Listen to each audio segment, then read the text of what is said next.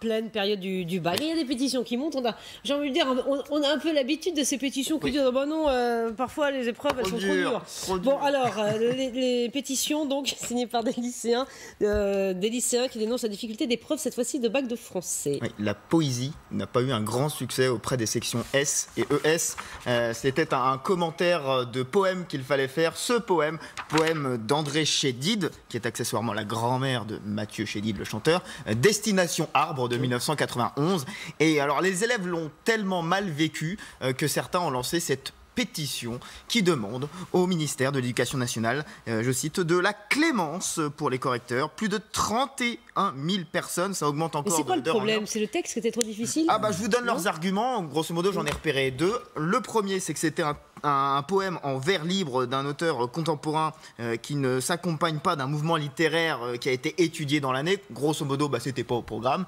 Et puis deuxièmement, ils brandissent aussi l'argument on est en S et en ES et on n'a pas fait ça pour être à l'aise avec la matière du français, donc c'était trop dur pour nous. Et vous croyez que ça va un passer peu fastoche. c'est bidon comme excuse, non?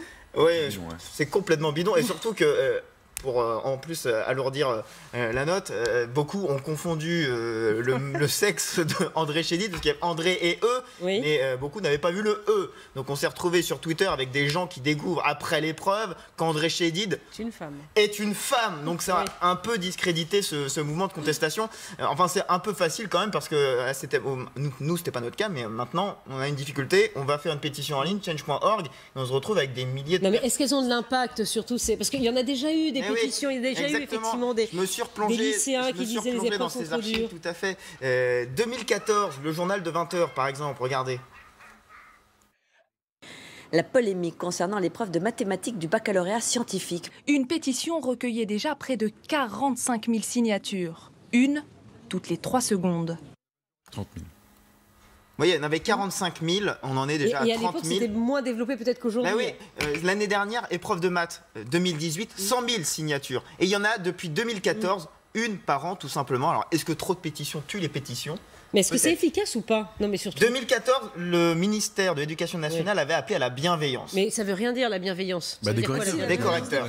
Oui, non, mais alors, est-ce que ça pèse sur la psychologie des profs? C'est ce que je veux dire. Mais comment vous pouvez vérifier que les profs ont été bienveillants sur une copie? C'est pour ça que je dis que ça ne veut rien dire. Est-ce que sur la psychologie des profs, ça joue pas? Ah, d'accord. Je sais pas. Il y a quelque chose quand même qui est un peu... Moi, je trouve ça un peu idiot, cette histoire de chouiner pour les épreuves. Ils disent pas que... Aussi, on est très souvent surpris quand on passe le bac par des épreuves qui sont beaucoup plus faciles que prévu. Aussi. Et là, il n'y a pas de pétition, il n'y a personne.